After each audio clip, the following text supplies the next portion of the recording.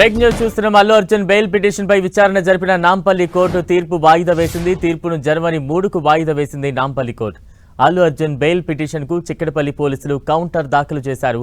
దీంతో ఇరువైపున న్యాయవాదులు వాదనలు వినిపించారు. జ్యుడిషియల్ బెయిల్ గడువు ముగియడంతో రెగ్యులర్ బెయిల్ మంజూరు చేయాలని అల్లు అర్జున్ తరపు న్యాయవాది నిరంజన్ రెడ్డి వాదనలు వినిపించారు. సంధ్యా థియేటర్ ఘటనతో అల్లు అర్జున్ కు ఎలాంటి సంబంధం లేదన్నారు అల్లు అర్జున్ తరపు న్యాయవాది నిరంజన్ రెడ్డి. తొక్కిసలాట ఘటనలో మరణించిన రేవతి మృతికి అల్లు అర్జున్ కారణమంటూ నమోదు చేసిన కేసులు వర్తించదన్నారు. బిఎన్ఎస్ సెక్షన్ 105 అల్లు అర్జున్ కు వర్తించదని వాదించారు. ఈ కేసులో ఇప్పటికే హైకోర్టు మధ్యంతర బెయిల్ మంజూరు చేసిందని రెగ్యులర్ బెయిల్ మంజూరు చేయాలని న్యాయవాది కోరారు. వాదనలు విన్న నాంపల్లి కోర్టు తీర్పును జనవరి 3కు వాయిదా వేసింది. తాజా అప్డేట్స్ అందించేందుకు మా ప్రతినిధి సునీల్ సిద్ధంగా ఉన్నారు. సునీల్, అల్లు అర్జున్ సంధ్యా థియేటర్ ఘటనపై ఈ రోజు నాంపల్లి కోర్టు విచారణ చేపట్టింది. సంధ్యా థియేటర్ ఘటనలో ఇప్పటికే అల్లు అర్జున్ ని గతంలో అరెస్ట్ చేసిన పోలీసులు హైకోర్టు మధ్యంతర బెయిల్ ఇవ్వడంతో అతనికి రెగ్యులర్ బెయిల్ పిటిషన్ నాంపల్లి కోర్టులో దాఖలు చెందింది. ఈ రెగ్యులర్ బెయిల్ పిటిషన్ పై అటు పోలీసులు కూడా ఈ రోజు కౌంటర్ దాఖలు చేశారు. అల్లు అర్జున్ తరఫు న్యాయవాది నిరంజన్ రెడ్డి ఈ రోజు తన వాదనలు కూడా వినిపించాడు. పోలీసులు దాఖలు చేసిన 105 సెక్షన్స్ అల్లు అర్జున్ కు వర్తించారు. ఇదంతా కూడా పూర్తిగా కావాలని అతన్ని ఇరికించే ప్రయత్నం చేశారు.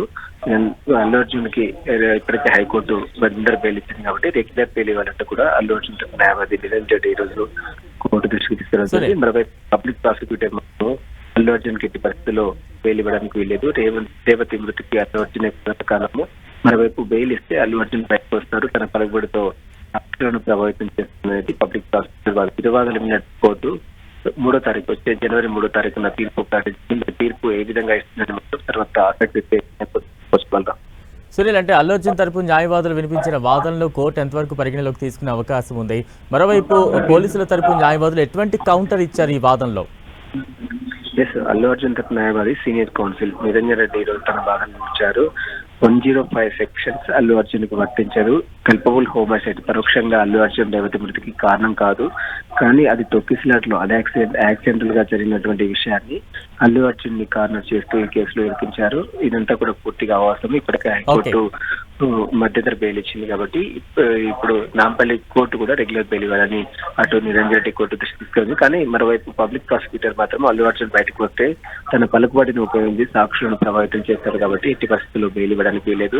అల్లు అర్జున్ దాఖలు చేసిన బెయిల్ పిటిషన్ ని కొట్టివేయాలంటూ కూడా పబ్లిక్ ప్రాసిక్యూటర్ తన వాదన వినిపించారు. ఇరువాదనలు విన్నట్టు కోర్టు జనవరి 3వ తేదీన తుది తీర్పు ఇచ్చే అవకాశం ఉంది. థాంక్యూ సునీల్.